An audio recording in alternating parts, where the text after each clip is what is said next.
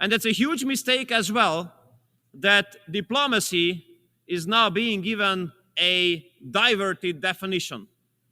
Many would like us to believe that diplomacy is only about talking to those with whom you agree 100%.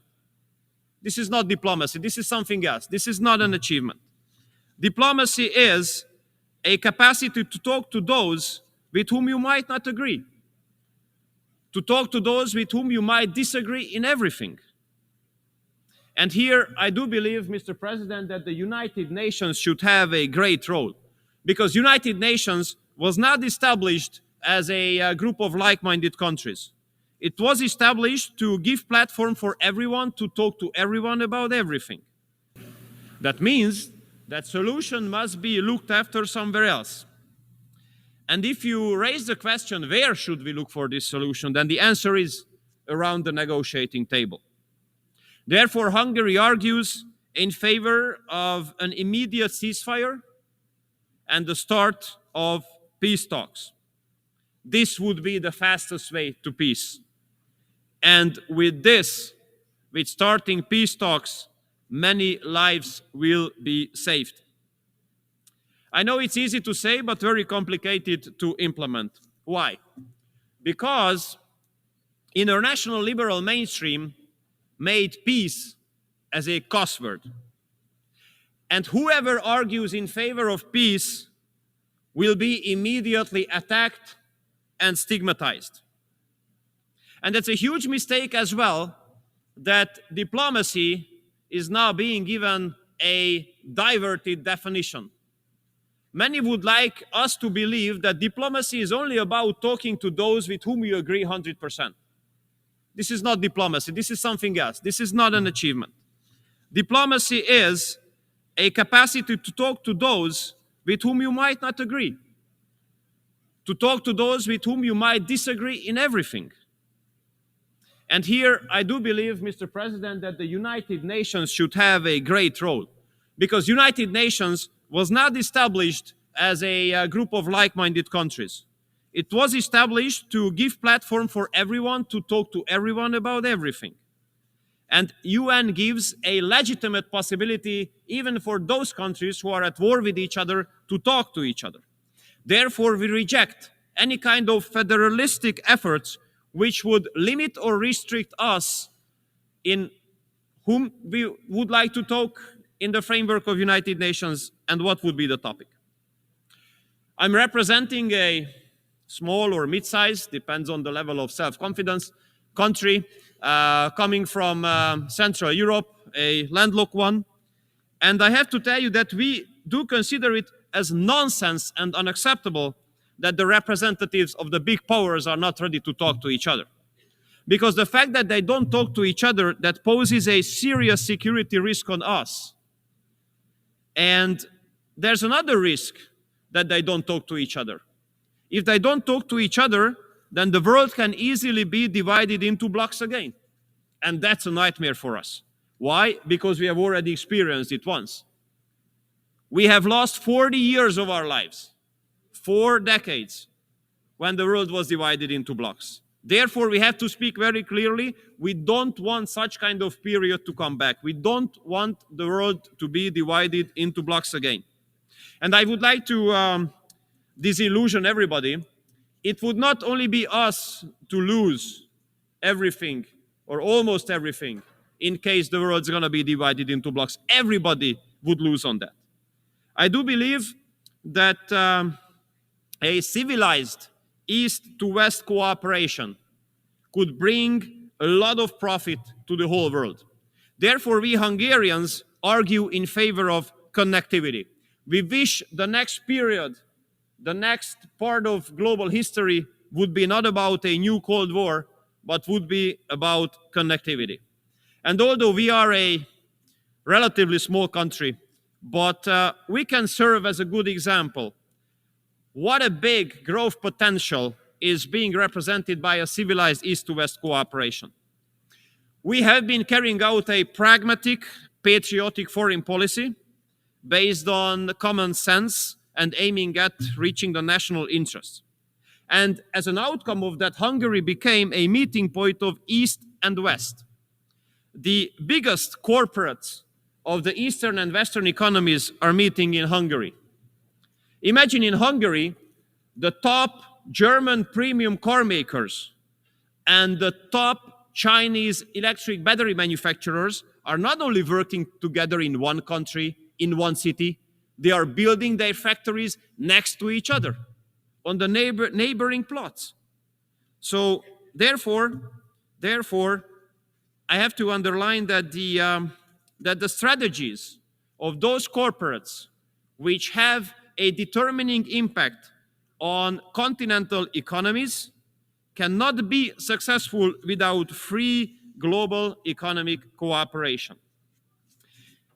Dear colleagues, it has not been a long time ago that that time federal chancellor of Germany was speaking about a economic and trade cooperation zone starting from Lisbon, ending at Vladivostok. And it has not been a long time ago that European political leaders spoke about Eurasian cooperation. Unfortunately, nowadays, we are far away. But it's not impossible to return there. But there's one very important major precondition. Global politics must change fundamentally. What would that mean? It means in our reading that global politics must come back to the basis of mutual respect. And dialogue and diplomacy must return as the major tools here. And this is absolutely not hopeless, because our experience here at the General Assembly, being convened in New York, our experiences do prove that the friends of peace are in majority in this chamber. And we Hungarians are proud to be part of this global majority for peace. And we are ready to support all global initiatives which are aiming at reaching peace. And we are ready to discuss all peace plans. And we consider it as unacceptable that some countries would like to give exclusivity to one or another peace plan, acting as if the other one would not exist. We absolutely want all peace plans to be discussed. And here I would like to commend the People's Republic of China and Brazil for putting together a plan. And we do hope that that plan will be on the agenda as well. Dear colleagues, if we could reach peace, it would not only save lives of the people, but would give a big support, a big help to many countries in the transatlantic community where I'm coming from, to get rid of the huge burden of hypocrisy. And I tell you why. Many Western colleagues of ours like to say that they got rid of the energy sources of Russia, for example.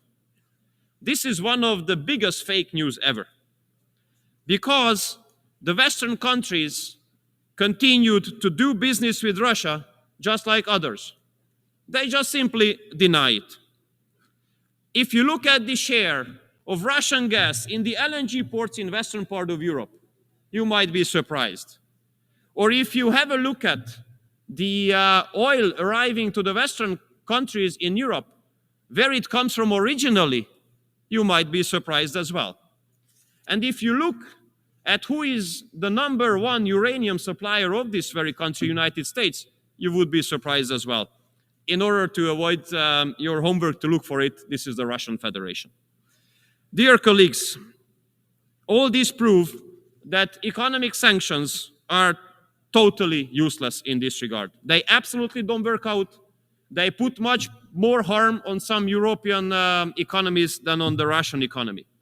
Many Western countries and Western economies do evade the sanctions.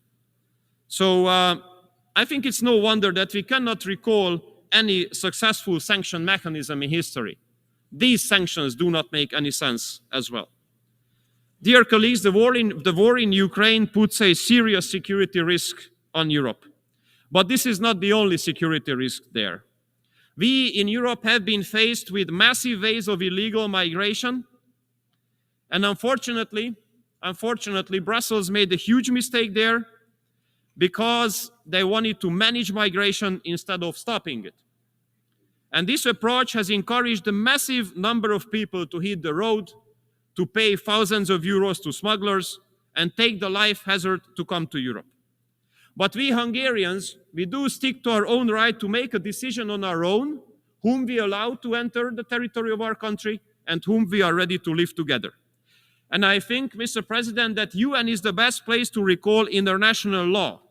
International law speaks very clearly. Everyone who has to escape from his or her home has the right to stay temporarily on the territory of the first safe country, but not on the second, on the third, or the fourth one.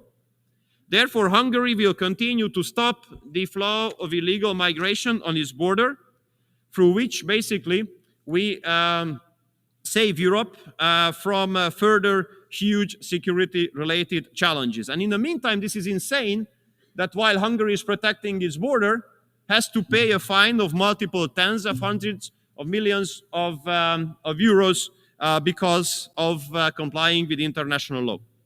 So my summary goes as follows, Mr. President. In the last 10 years, Hungary has carried out a pragmatic, patriotic foreign policy strategy aiming at national interest and guaranteeing the security of our own citizens. And we will continue to do so, as we will continue to be always honest and open. And we will do always what we say, and we will always say what we think. It might be unusual nowadays. How it is possible? It is possible because there's an unusual political stability in Hungary, which is very unique in Europe.